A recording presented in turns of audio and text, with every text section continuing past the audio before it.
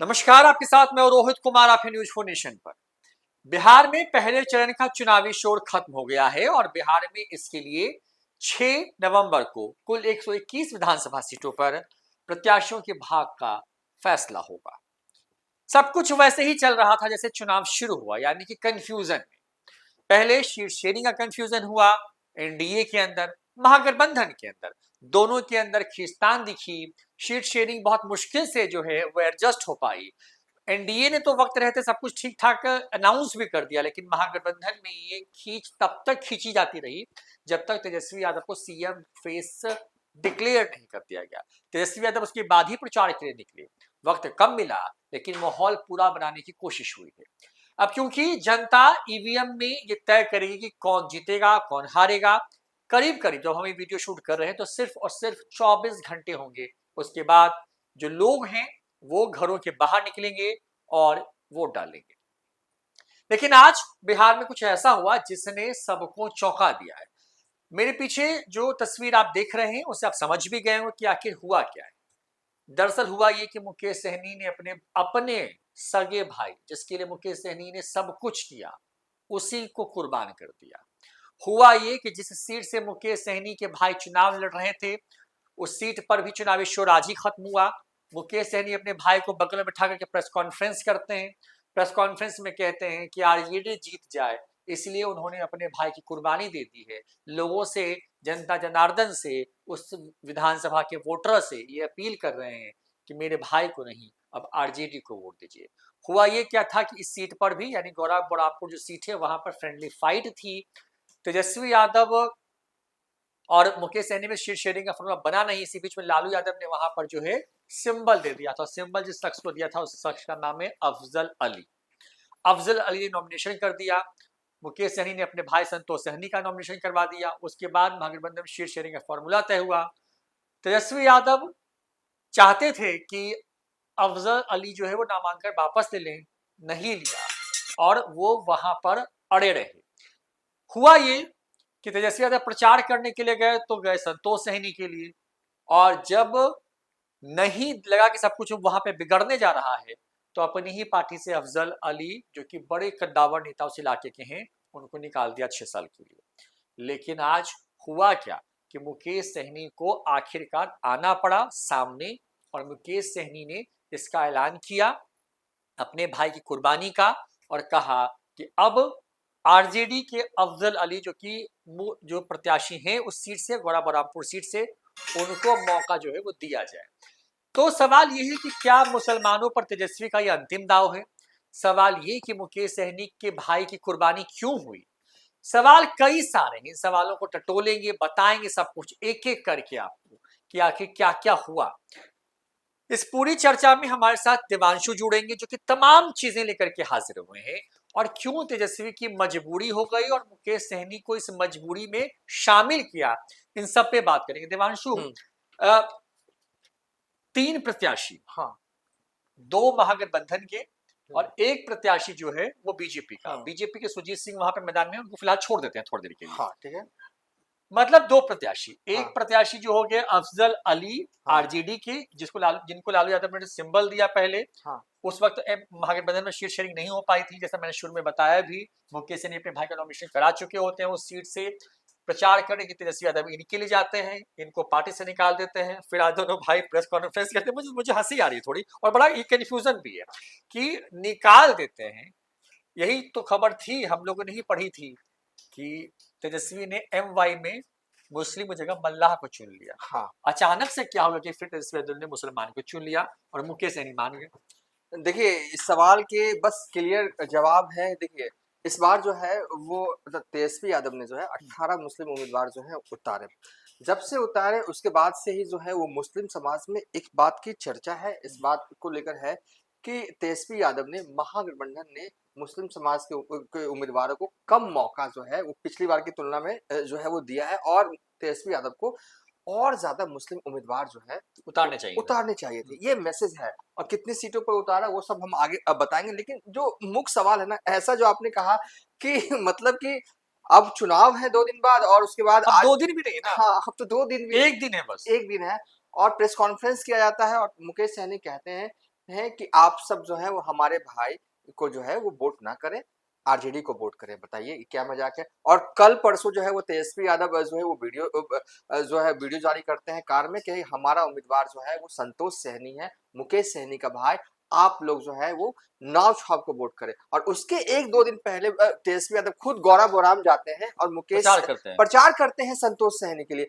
और ऐसा क्या हो गया कि आखिरी मोमेंट में जो है वो महागठबंधन को ये निर्णय लेना पड़ा कि इनको जो है आउट किया गया है गौरा बोराम से। लेकिन हालांकि देखिए आउट कहने को किया गया है, ईवीएम जो है ईवीएम उसपे जो है वो नाव छाप भी रहेगा और लालटेन भी रहेगा। ये तो है, ये चीजें है, ये तो रहेंगे ही रहेंगे। और आखिरी मोमेंट में जो मैसेज एक प्रेस कॉन्फ्रेंस कर देने से क्या पूरे गौरा बोराम के लोगों तक ये बात पहुंच जाएगी 6 तारीख तक कि हाँ वोट जो है महागठबंधन के जो सपोर्टर्स हैं उनको जो है वो लालटेन को ही करना था। शुरू से ही डे वन से ये कंफ्यूजन रहा कि महागठबंधन का प्रत्याशी गौरा बोराम सीट पर कौन है। अफजल अली के फेसबुक अकाउंट पर जब आप खंगालिएगा ऑफिशियल फेसबुक अकाउंट पर, तो इस तरीके से ये प्रिटेंड कर रहे थे, मतलब कि तेजस्वी यादव ने लाल रंग की टी शर्ट पहनी हुई है और कार में वो कह रहे हैं कि नाव छाप को वोट करना। उस वीडियो को ये कह रहे हैं टैग करते हुए फेक वीडियो। आरजेडी ने लेटर जारी किया इनको निष्कासन को लेकर, वो लिख रहे हैं फेक वीडियो। प्रचार कैसे कर रहे हैं, तेजस्वी यादव के मुद्दे को ही इस आधार बनाकर ये प्रचार कर रहे हैं, यानी कि ये इस तरीके से क्षेत्र में प्रचार कर रहे थे, प्रिटेंड कर रहे थे कि आरजेडी के यही उम्मीदवार है। सब जो चल रहा है गौरा बोराम में नाव छाप ये सब फर्जी है, सब एआई जनरेटेड है, ये इन्होंने बता दिया। यानी कि मतदाताओं में पूरी तरीके से जो है वो कंफ्यूजन की स्थिति जो है, या आप ये भी कह सकते हैं ये उन्होंने पकड़ बना ली, मतलब आरजेडी का होने के फायदे से उन्होंने एक तरीके से कि अपने आप को स्ट्रांग कर लिया, अपने आप को स्ट्रांग कर लिया। और देखिए दो चीज था कि महागठबंधन के वोट बढ़ता और फायदा जो है वो सुजीत सिंह, जो कि बीजेपी के मौजूदा विधायक हैं स्वर्णा सिंह, उनके हस्बैंड हैं ये। और 2020 में वीआईपी पार्टी के टिकट पर स्वर्णा सिंह जीती थी, लेकिन बीच में जब पार्टी टूटी तो स्वर्णा सिंह जो है वो बीजेपी में चले गए। अब इनको लेकर ऐसा नहीं है कि स्वर्णा सिंह को लेकर कोई मतलब कि ये है वोटर में उत्साह है स्वर्णा सिंह के पति को लेकर, लेकिन अब क्या है कि जो बीजेपी के वोटर जहां भी कई जगहों पर जो है वो उम्मीदवार को लेकर खुश नहीं है, इससे आप इनकार नहीं कर सकते। लेकिन मतदाता जो है वो देखते हैं मोदी, वो देखते हैं नीतीश, उसके बाद देखते हैं कैंडिडेट। अगर कैंडिडेट के प्रति एकदम गुस्सा हो ना तभी कुछ होता है, लेकिन ये नए चेहरे हैं। इस बार मजबूरी में ही सही एनडीए का जो वोटर है वो सुजीत सिंह को वोट जाता, ठीक है। अब क्या है कि इस सीट पर सबसे असल खेला यह है कि 25% जो मतदाता है जो वोटर के शकल में है वो है मुस्लिम। देखिए हम जातीय समीकरण वाला ग्राफिक्स भी चला सकते हैं, लेकिन अभी नहीं चला रहे क्योंकि एक दिन बाद चुनाव है ना रोज, और एग्जैक्ट वो आंकड़ा अभी मुझे लग रहा है कि आप ये बस समझिए कि 25% जो है गौरा बोराम सीट पर जो है मुस्लिम समाज के वोटर्स हैं। और जिस गांव से बिलोंग करते हैं मुकेश सहनी का घर है और सामने में मुसलमान है, ये हालात है, मतलब कि उनके गांव में मल्ला और मुसलमान एकदम मिक्स है, मतलब ये नहीं कह सकते। तो अब क्योंकि जैसे ही देखिए जब सीटों का बंटवारा हो रहा था, उम्मीदवार के नाम का ऐलान हो रहा था, वैसे ही एक परसेप्शन जो है वो तेजस्वी यादव के लिए निकला और कहीं ना कहीं मैसेज आउट हुआ कि तेजस्वी यादव ने मुसलमानों के साथ ठीक नहीं किया। क्योंकि एआईएम वाला जो विवाद था ना, लगातार ओबीसी क्या कर रहे हैं सीमांचल में, इतना गरम हमला बोल रहे हैं ना, सीधे अटैक कर रहे हैं ना तेजस्वी यादव पर। मतलब कि आप पूछिए ही मत। अब मतलब कि मैं कह सकता हूँ कि आज की तारीख में ना बीजेपी और जेडीयू से ज्यादा हल्ला बोल बिहार में तेजस्वी पर कोई है तो ओबीसी कर रहे हैं, सीमांचल में कर रहे हैं। बयान ये मतलब कि इतना और बहुत एग्रेसिव मतलब मुस्लिम लीडरशिप से इन्हें नफरत है। हम तो नहीं चाहते थे, मेरी दिली इच्छा नहीं थी, फिर भी हमारे जो प्रदेश अध्यक्ष है वो गए थे और कहा था कि 5-6 सीट दे दीजिए, लेकिन तेजस्वी यादव को मुसलमानों से नफरत है, उन्होंने जो है हमारे साथ गठबंधन नहीं किया। इस पूरे वाक्य का एक मैसेज तो मुसलमानों में निकला है कि एआईएम के साथ जो है वो तेजस्वी यादव ने सही नहीं किया। क्यों गठबंधन में अगर हम आपके पास आने चाहते हैं, और पूरे 2020 से 2025 तक विधानसभा में क्या दिखा, हर मुद्दे पे क्या एआईएम ठीक है तोड़ के आप लेके चले गए, लेकिन एक ही अगर विधायक रहा तो किसके साथ था, हर मुद्दे पर वो तेजस्वी यादव के साथ खड़ा रहने वाले, सड़क और दल को आपने क्यों नहीं लिया, क्या दिक्कत है?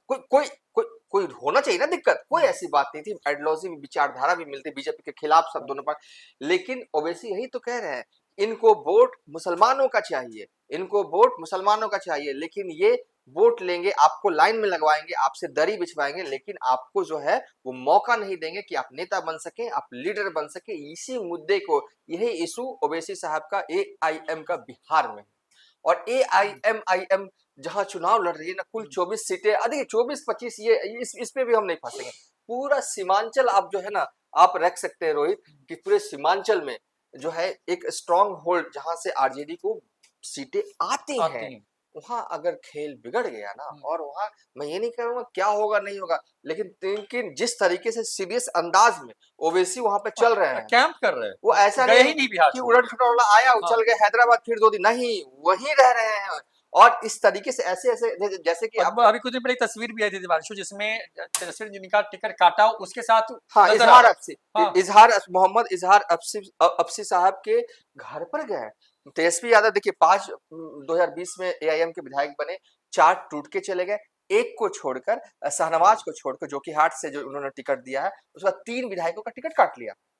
मतलब जिसने आपके खिलाफ आपको समर्थन दिया, जो जो आपके प्रति लॉयल थे, आपने उन्हीं को सड़क पे ला दिया। और उनके घर जाके ये जो वीडियो है, वो मुसलमानों को, यहाँ के मुसलमान को क्या सोचे वो छोड़िए, सीमांचल के मुसलमानों को हिट किया है वो वीडियो, वो किसको फायदा पहुंचाएगा? तो यानी कि एआईएम जो है आज की तारीख में, भले ही तेजस्वी यादव, मुझे लगता है कि उन्होंने क्या सोचकर ये फैसला लिया होगा कि एआईएम को नहीं साथ रखना, ये मैं नहीं जानता, लेकिन हाँ, जिस तरीके से क्या कहते हैं, काउंटर जो अटैक सियासी रूप से एआईएम की तरफ से जो लड़ा जा रहा है ना चुनाव, वो तो खतरे की घंटी एकदम बिल्कुल है। और जो हमने आपको पिछले वीडियो में कहा था, सिराज अनवर जो कि बिहार के जाने माने जो है वो पत्रकार है, मंथन टुडे जो है वो चलाते हैं, उन्होंने सीधे मुझसे कहा है कि देखिए कुल 29 सीटों पर एआईएम लड़ रही है, उसमें से 10 सीट पर जो है वो सीधे फाइट में है, किस से, तो यानी कि सेकंड नंबर पे वो है, फाइट में है, या तो वो अगर ये 10 सीट जीतती है तो ये आरजेडी वाला जीतेगी, आरजेडी हार जाएगी, आरजेडी हार जाएगी। तो ये हालात है। और जो जो मूल हमारा प्रश्न था उस पे आता है, देखिए ये है, तो ये सब जो मैसेज जो निकला है ना मुसलमानों को लेकर, वो कहीं ना कहीं मुस्लिम समाज को ये लग रहा है। और एक और जो आजकल जो एक नया वर्ड आया ना, जेन जी, जिसको कहते हैं, जो यूथ जो मुस्लिम है, वो नहीं, देखिए एक तो जो बुजुर्ग सोशल मुस्लिम है, मीडिया पे अपडेटेड है। हाँ, एक हुआ कि नॉर्मल जो खाटी मुसलमान है वो ठीक है, चलो ना ठीक है, दे देते हैं, वो वाला स्थिति है। लेकिन जो आज के जो नौजवान मुस्लिम है ना, जिन जो फर्स्ट टाइम वोटर 18 20 21 25 साल तक जो हुए हैं, वो नहीं, उनको वो हर हर ऐसा नहीं कि सिर्फ मुस्लिम समाज में, वो इस साइड में, मतलब कि जो किसी और हाँ, हर हर हर हर वोट हाँ, बैंक के अंदर। मतलब कि वो जेनजी को नौकरी चाहिए, वो तेजस्वी यादव के सपोर्ट में है। पता चला कि घर वाले, उनके मम्मी पापा जो है वो नीतीश को वोट देने वाले हैं, लेकिन वो तो तेजस्वी को वोट देने का मन बना चुका है। ये सब स्थिति भी बिहार में होने जा रहा है इस बार, ठीक है। लेकिन जो मेरे कहने का तात्पर्य था कि जो यूथ जो मुसलमान है, उनको ये बात अच्छी नहीं लगी, वो बात ये समझ रहे हैं, बात तो सही है, क्यों जो है सिर्फ 18 को उतारा गया है, ये सवाल जो है वो पूछ रहे हर हैं। परसेंट पर एक आदमी, हाँ, मोर और लेस। हाँ, एक और जो सोशल मीडिया पे मैं देख रहा हूँ कि कैंपेन जो चल रहा है कि जहां आपके समाज के उम्मीदवार हो वहीं पे वोट दिए, यानी कि किसी सीट पर मुस्लिम समाज का वोट उम्मीदवार हो, चाहे वो किसी दल का हो, चाहे वो जनसुराज से शायद आपने ही मुझे बताया था, 34 बताया था आपने, तो 34 मुस्लिम उम्मीदवार है। अगर मान लीजिए कि जिस कोई किसी भी सीट पर कोई मुस्लिम उम्मीदवार ना हो, लेकिन जनसुराज का उम्मीदवार हो, अगर वहां पे अगर मुसलमान वहां वोट कर देते हैं, तो किसका वोट कटेगा? तेजस्वी का कटेगा। तो ये सब जो गौड़ा बोराम में हो रहा है, उसकी पटकथा के पीछे ये की कहानी यही है कि कहीं ना कहीं तेजस्वी यादव को ये रहा कि इनके चुनाव लड़ने से वोटों का डिवीजन सीधे तौर पर हो रहा है। कोई 10 20 50 100 1000 वोट ये नहीं लेके जा रहा। और हाँ, अफजल अली के बारे में थोड़ा हम और बता देते हैं। अफजल अली जो है वो साल 2020 में भी जो है इन्होंने चुनाव जो है वो लड़ा था, 7,000 समथिंग वोटों से जो है ये चुनाव लड़े थे, आरजेडी के टिकट पर चुनाव लड़ा था। वहीं के हैं, हमेशा अवेलेबल रहते हैं। और कहा जाता है कि जो जानकारी हमने पूछा गौराबोराम में, हम तो पता चला कि जब बाढ़ आया था ना, तो अपनी खेत बेचकर इन्होंने जो है वो जन सेवा किया था। ये मैसेज रहता है। आप अगर एक पैकेट भी बांटे और उस आदमी को अगर 6 महीने बाद पता चले कि उस आदमी ने तो एक पैकेट बांटने के लिए अपना खेत बेचा था गांव का, तो एक पॉजिटिव मैसेज उसके लिए एक इमोशनल लगाव हो जाता है। तो ये हमेशा वहीं रहते हैं, वहीं दिखते हैं, है, ये सब है। और इनको लेकर जो अब संतोष सहनी के बाद, संतोष सहनी भी स्थानीय वही है, गांव वही है, लेकिन रहते कहाँ है? मुकेश सहनी को लेकर एक सेंटिमेंट तो है, इससे कोई इनकार नहीं किया जा सकता, लेकिन क्या वो सेंटिमेंट हूबहू संतोष सहनी के लिए है? तो एकदम इसका सरल जवाब है, नहीं है। तो उम्मीदवार पे अगर हम आते हैं कि अगर मान लीजिए कि 2 उम्मीदवार में से कौन बेहतर उम्मीदवार है, तो कहीं न कहीं गौरा बोराम के लिए ये उम्मीदवार बेहतर था। और जिस तरीके से कहते हैं ना कि पार्टी ने टिकट दिया, पीला वाला लिफाफा, फिर कहा कि आप वापस कीजिए, नहीं वापस किया, फिर भी चुनाव लड़ गए। और फेसबुक अकाउंट के ज़रिए जो मैंने देखा लेकिन कि अभी देखिए भी फिर यहाँ पे तो खेल भी समझ में आता है देवांशु तेजस्वी हाँ, यादव का, हाँ बताइए। कि अगर मतलब क्योंकि अगर उन्होंने मुकेश सहनी को समर्थन किया उनके भाई को, उन्होंने लिख के दिया क्यों नहीं फिर चुनाव आयोग को कि भाई ये हमारा प्रत्याशी नहीं है, हमारा सिंबल वापस लिया जाए, क्योंकि ये तो पार्टी का अधिकार होता है। नहीं, तो नहीं, यहाँ एक तरीके से सेफ पैसेज तो इनको भी दे रखा था ना नहीं, तेजस्वी नहीं, यादव ने। लास्ट डे नॉमिनेशन के बाद हम्म, ये जो तेजस्वी यादव के जो व्हाट्सएप ग्रुप है उसमें जो जहाँ पे जानकारी साझा की जाती है हमसे, वहां पर ये लिखा गया है था कि लालू यादव ने चुनाव आयोग को लेटर लिखा था। अब एक्चुअल में मीडिया को बताने के लिए लिखा था नहीं अगर नहीं, कि नहीं चुनाव हाँ, आयोग को नहीं लिखा कोई था, उसमें क्षेत्रीय उसमें मैं नहीं पार्टी आ है, रहा जो हूँ। क्षेत्रीय पार्टी जो चुनाव लड़ रही है हाँ, वो अपने सिंबल के बारे में किसी को लिख दे कि भाई ये हमारा प्रत्याशी नहीं है, सिंबल हमने इसको नहीं दिया है, हाँ, तो मतलब उसके बाद भी नॉमिनेशन रद्द नहीं हो रहा है, इसका मतलब तो यानी हाँ। कि आपने गुमराह किया। देखिए, इस पे हम यही कह सकते हैं कि जो जानकारी तेजस्वी यादव के व्हाट्सएप ग्रुप पे दिया गया, ये दिया गया कि लालू यादव ने चुनाव आयोग को लेटर लिखा है। हाँ। अब चुनाव आयोग तक लिखा है कि सिर्फ व्हाट्सएप ग्रुप में ही वो डाला है, इस पर हमको नहीं पता। हम्म। अब सही में वाकई में लालू यादव ने चुनाव आयोग को लेटर लिखा था कि इनकी उम्मीदवारी रद्द की जाए कि नहीं की जाए, ये एग्जैक्ट नहीं कह सकते हैं। और कल इनको और पार्टी से भी निकाल और दिया कल इनको पार्टी से भी निकाला गया। उसके आज प्रेस 24 कॉन्फ्रेंस, घंटे में। जैसे ही मुकेश सहनी ये कह रहे थे कि वोटों का डिवीजन ना हो, इसलिए जो है वो महागठबंधन जो है अफजल अली को ही जो है आप लोग वोट कीजिएगा, सब लोग सरप्राइज, ये क्या कह रहा है? अब एक दिन बाद जो है वो चुनाव है, उसके आज इन्होंने कहा। तो ओवरऑल यही है लमसम कि कहीं ना कहीं तेजस्वी यादव और मुकेश सहनी को ये लगा कि अफजल अली उनको जो है सिर्फ नुकसान नहीं पहुंचा रहे हैं, वो सीधे तौर पर जो है महागठबंधन के कैंडिडेट को हरा रहे हैं। और अगर मुकेश सहनी के भाई संतोष सहनी चुनाव हार जाते हैं, तो कहीं ना कहीं मुकेश सहनी के लिए सबसे बड़ा झटका हो जाता है कि वो अपनी सीट, जहां जिस विधानसभा से उनका पैतृक गांव आता है, वहां से वो हार जाते हैं। तो मैसेज, और जहां पे मल्ला समाज का वोट भी है यहाँ पर, उसके बावजूद हार गए, तो कहीं ना कहीं झटका जो है मुकेश सहनी के लिए तेजस्वी से ज्यादा बड़ा होता। और इसका इम्पैक्ट अगर जो गौरा बोराम में हुआ, क्या हुआ, मुसलमान ने देखा कि आपने एक मुस्लिम समाज को टिकट दिया, बाद में वापस ले लिया, तो मुस्लिम समाज जो है ये देख रहा है कि हमारे रिप्रेजेंटेशन को देकर लौटाया गया, मतलब छीना थाली गया। छीना गया। हाँ, थाली परोस और के छीन इसका ली। इम्पैक्ट बगल वाले सिमरी बख्तियारपुर पर देख लीजिए, जहां पर 75,000 उस विधानसभा में मुसलमान हैं, और मौजूदा वक्त में आरजेडी के मुस्लिम विधायक भी हैं यूसुफ सलाहुद्दीन, वो भी चुनाव लड़ रहे हैं। तो कहीं ना कहीं इसका इम्पैक्ट आसपास के कई सीटों पर, और हो सकता है मैसेज है, निकलता है तो सीमांचल तक पहुंच जाता है, निकलता है तो वो दिल्ली तक पहुंचेगा कि तेजस्वी यादव ने एक मुस्लिम उम्मीदवार को जो है वो पीला वाला लिफाफा दिया और ले लिया। कसूर क्या था उसका? वो तो क्षेत्र में रहता है, वो तो जमीन बेचकर जो है वो बाढ़ में लोगों की खिदमत करता। हालांकि मुकेश सहनी, ऐसा नहीं है कि मुकेश सहनी बाढ़ में सेवा नहीं कर, उनके तरफ से भी राहत शिविर लगा था, चला था और चलता रहा है, और जहां भी गौरव, इस सब इसके लिए इनकार नहीं है, लेकिन इसने जो जमीन बेचा ना, तो एक मैसेज तो निकलता है ना, और मुस्लिम समाज का है।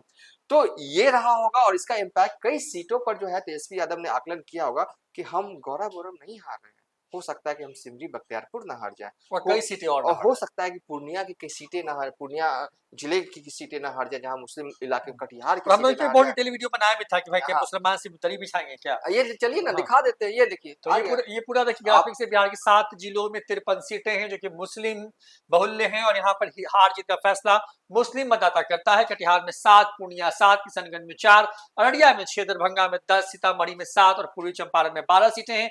कुल जाती है 53। जहां से मुकेश सहनी के भाई चुनाव लड़े थे वो सीट यहाँ पर जो है प्ले आउट होती है, और ये सभी एक दूसरे से सटे हुए इलाके हैं यहाँ पर।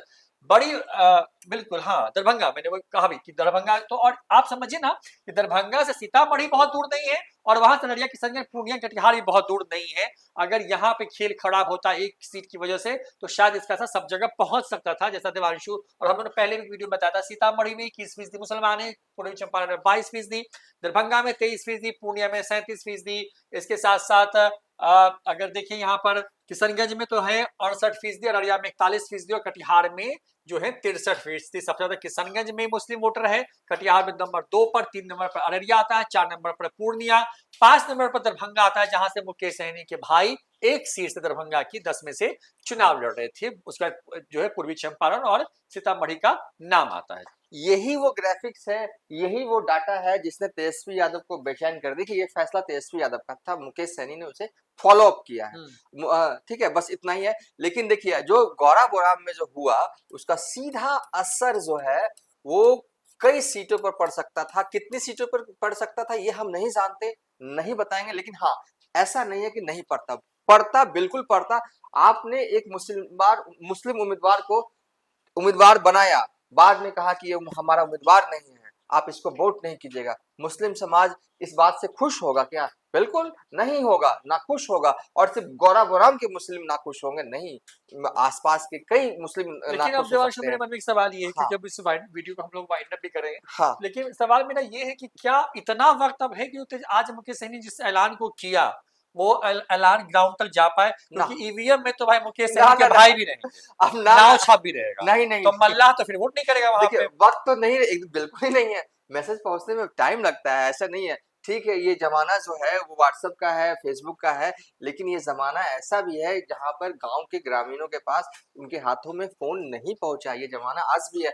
जब आप इंटीरियर इलाकों में जाते हो ना तो बहुत गरीबी है रोहित, इससे कहाँ इनकार कर सकते हैं। तो और मैसेज वहां उस रूप में पहुंचता है जिस रूप में अगल वाले बगल वाले कहते हैं। जो कहते हैं है उसका 100% वही दिमाग में नहीं पहुंचता, उसका हो सकता है कि जिस कोई बात कही गई उसका 70% आपके दिमाग में घुसा, ये भी होता है। चलिए अब आगे चलते। देखिए जेडीयू ने इस बार सिर्फ 4 मुस्लिम उम्मीदवार को उतारा। आरजेडी ने 18, कांग्रेस ने 10, सीपीआई एमएल ने 2, एआईएमआईएम ने 16 उम्मीदवार उतारे हैं और जन स्वराज ने 34। ये दिखाने का बस इतना मकसद था कि आप अपडेटेड रहे। ऐसे ये लगातार कई जगहों पर ये चल रहा है। बेसिकली इस वीडियो में हमने आपको क्या बताया? देखिए हमने आपको बताया कि तेजस्वी यादव को मजबूरी में जो है वो निर्णय लेना पड़ा कि गौरा बोराम सीट से जो है वो आखिरी तक जो है वो अफजल अली को जो है उन्होंने सपोर्ट कर दिया और ये कह दिया कि आरजेडी के उम्मीदवार ही जो अफजल अली जो है वो महागठबंधन के उम्मीदवार है, ये उम्मीदवार संतोष सहनी जो है अब नहीं है।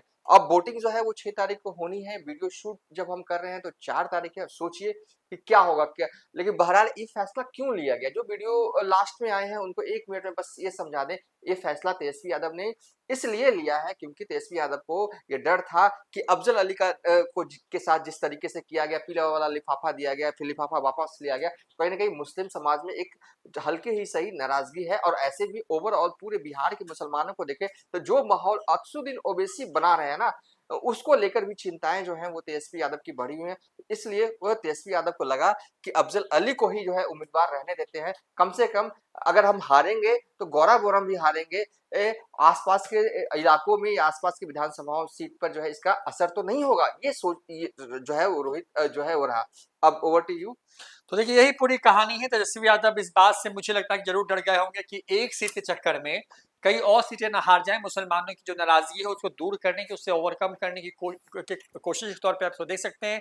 वही मुकेश सहनी जो तेजस्वी यादव डिप्टी सीएम का फेस बनाया, उनके ही अपने भाई जिसके लिए उन्होंने अपनी ही पार्टी के प्रत्याशी का सिंबल छीन लिया, बावजूद उसके उन्होंने जो है वो पहुंच करके जो है वो ये किया, नामांकन किया। नामांकन कंटिन्यू रहता है उनका। प्रचार तेजस्वी यादव करते हैं संतोष सहनी के पक्ष में और अंतिम दिन संतोष सहनी जो कि मुकेश सहनी के भाई हैं उनके साथ एक प्रेस कॉन्फ्रेंस करते हैं और कहते हैं कि मेरे भाई को नहीं, अब अफजल अली को आप वोट दीजिए। जाहिर तौर पर अब मुकाबला जो है कुछ ऐसे ही हो गया इस सीट पर कि यहाँ पर अब कहने को ईवीएम में संतोष सहनी होंगे, नाव छाप वहां पे दिखेगा, उनकी तस्वीर दिखेगी, लेकिन मुकाबला अफजल अली और सुजीत सिंह के बीच अब माना जा रहा है। फिलहाल इतना ही। आप देखते रहिए न्यूज़ फॉर नेशन। नमस्कार। सूरज की पहली किरण के साथ जाग उठा बिहार, हर मत बने नई उम्मीद, हर कदम जिम्मेदारी।